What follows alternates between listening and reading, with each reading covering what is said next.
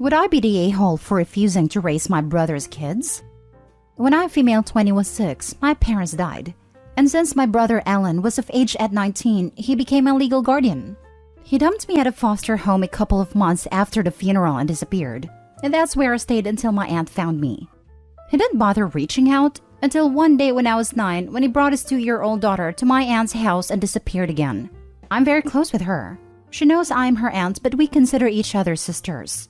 When I turned 18, I got access to my trust. I also got a house in Amsterdam, which is where I was born and raised until my parents passed.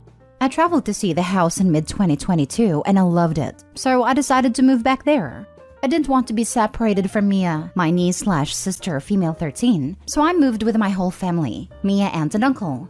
My brother found out I'm back in Amsterdam. He is now poor as he spent all his money on stupid things. He has been reaching out nonstop asking for money, but I ignored him. Then he came to my house with his wife and 3 children. My brother says it's mean of me to only take care of one of his children and not the rest. I told him to get a job, but he said he has a criminal record and his wife is disabled. He wants a monthly allowance to support his family and to share the house with them as they live poorly. The truth is, I feel nothing for him. He is not my family. Me and my aunt and uncle are. Yesterday I was out, and my aunt called saying he left his kids outside our house. I don't want them in my house nor my life. I feel nothing for them. Mia is also very uncomfortable with them in the house and says she doesn't want to have to help raise them, and she doesn't consider them siblings.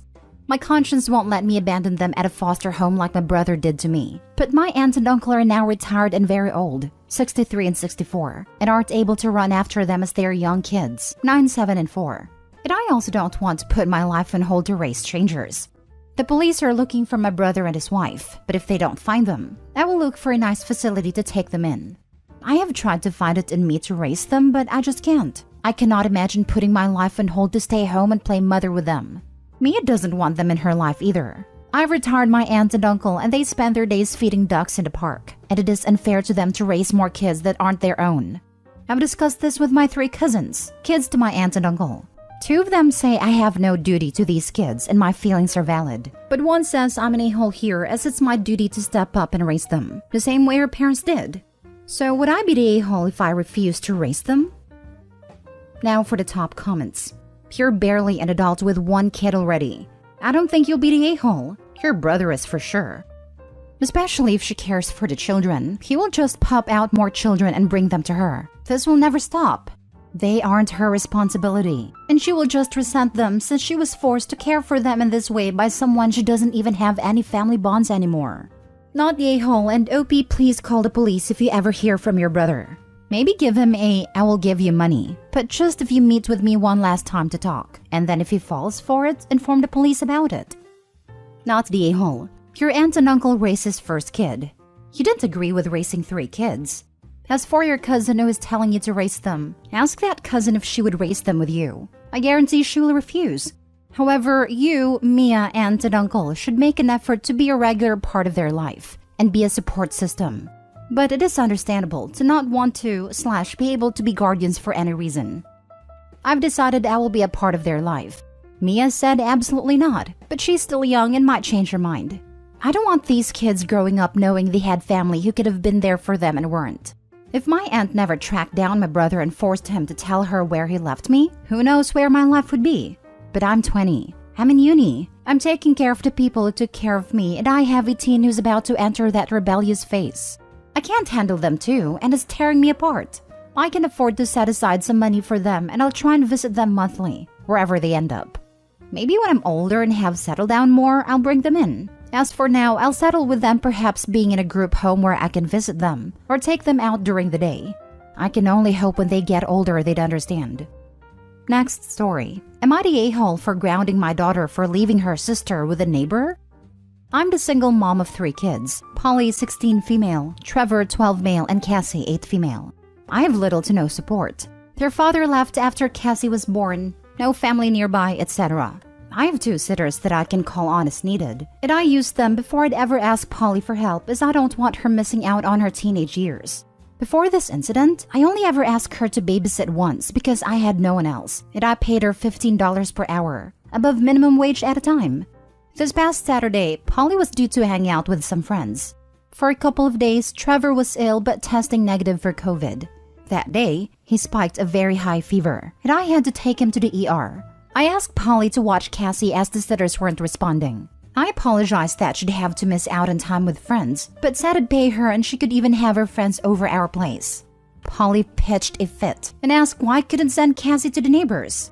We don't know them. They moved in last month and outside waving when we got our mail. I don't have a relationship with them. Polly was irritated, but I told her I'd pay her $18 per hour and that I had to go. I take Trevor to the ER and we have to wait a bit.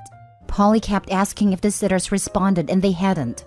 Eventually, it was our time to be seen, so I told Polly I'd be out of reach for a bit. Turns out, Trevor had a bad case of RSV, and due to pre-existing health problems, had to be admitted for the night. I was terrified. When I called Polly to update her, I heard people talking in the background and said, "Oh, you had your friends come over?" She told me no. She dropped Cassie at the neighbors and went out. I was furious. I told her to go home and get her sister, and then asked for the neighbor's number. She didn't even ask for it. Which I get teenage logic, but still.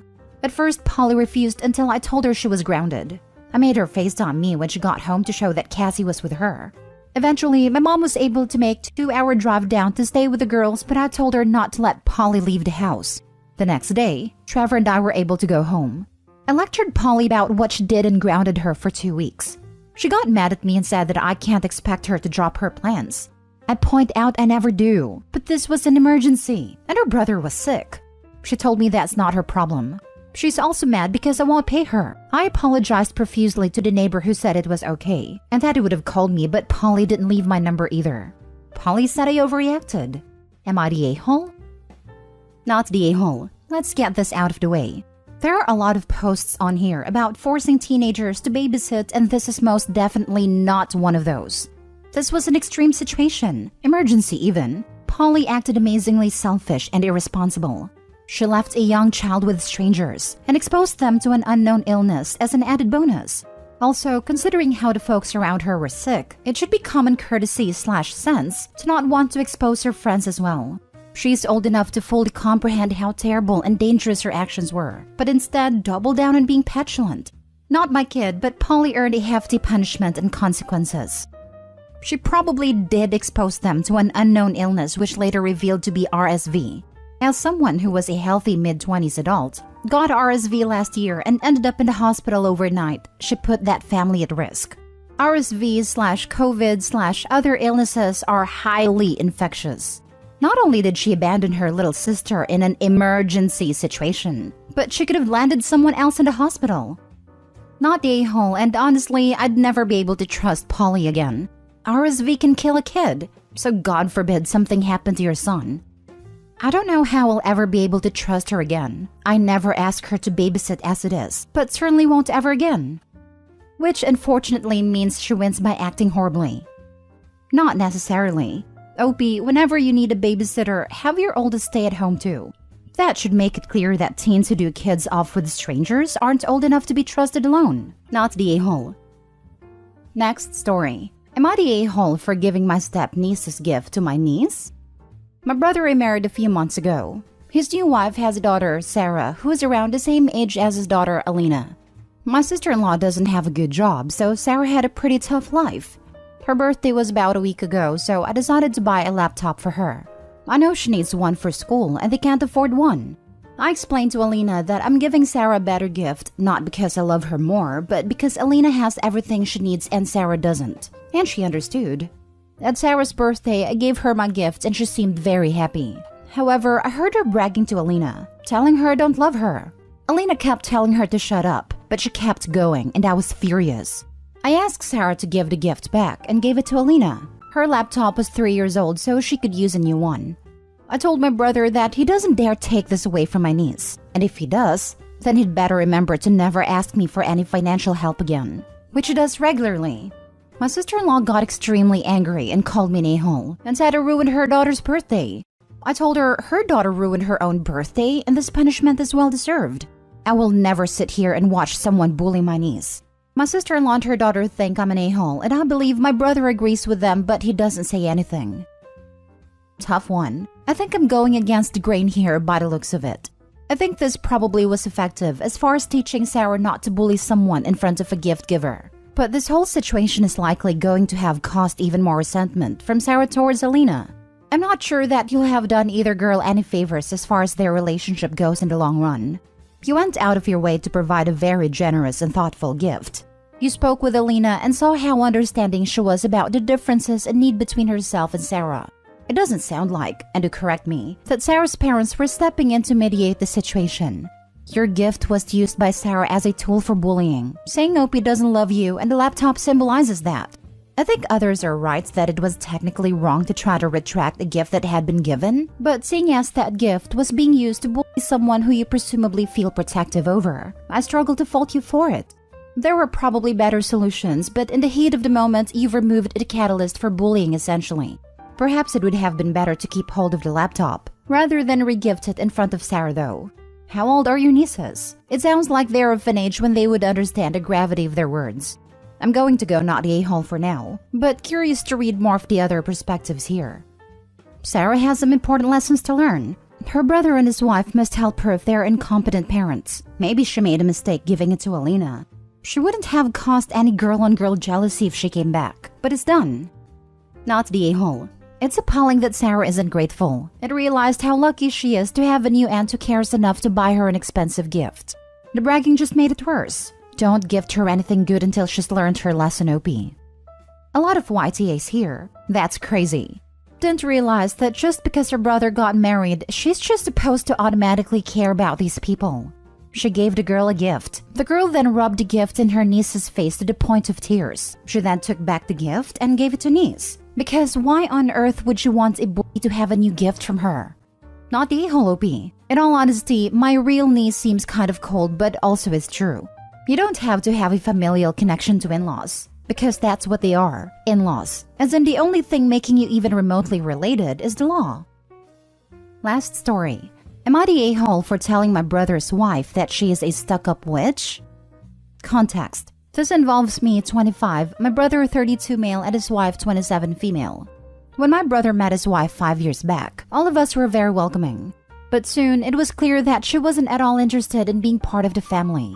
Over the past 5 years, she's come to our family get-together like 6 to 7 times. It's always either my brother alone or my brother and my niece, 3 female.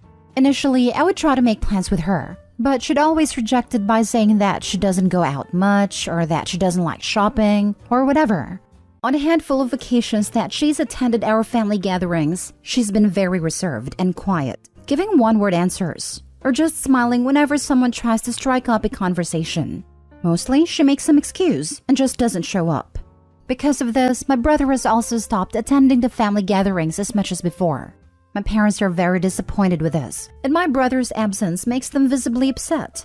I've asked my brother about it and has always maintained that sister-in-law is very introverted and has social anxiety, and that is not gonna force her into doing something she doesn't like.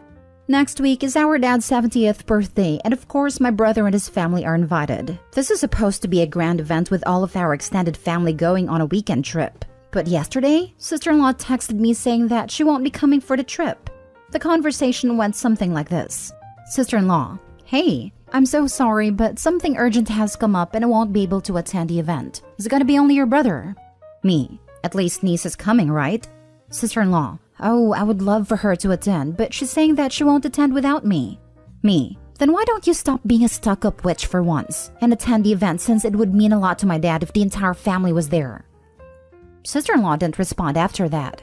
Few minutes later, I got a call from my brother and he was furious. He said that the way I talked to his wife was very disrespectful and that he will not be coming for the trip until I apologize. I refused to apologize because I felt this was long overdue. So now brother isn't coming for the trip. My dad thinks I should apologize, but my mom thinks I did the right thing. Am I the a-hole? You're the a-hole. Maybe your sister-in-law doesn't want to hang out with you because you suck. For real. I'm sure sister-in-law gets vibes that they all hate her. I think it's hilarious that Opie posted this thinking they were in the right. Entitled, Narcissistic People Always Think That Way. Info, where was she acting stuck up? Because I don't see it anywhere in this post. She wasn't. I'm pretty sure Opie and her family think she's stuck up because she isn't comfortable hanging out with them. You're the a-hole. As your brother said, his wife has social anxiety. You've now further alienated her by calling her a stuck-up witch. I sure as hell wouldn't want to go to a family gathering after being called that. This. Social anxiety can make it difficult to do necessary things like hold down a job, go grocery shopping, or even send texts or emails. If sister-in-law is expending her energy and trying to live her life and function enough to take care of her family and herself, I'm not at all surprised that she can't attend demanding family events. It's a matter of unable, not unwilling.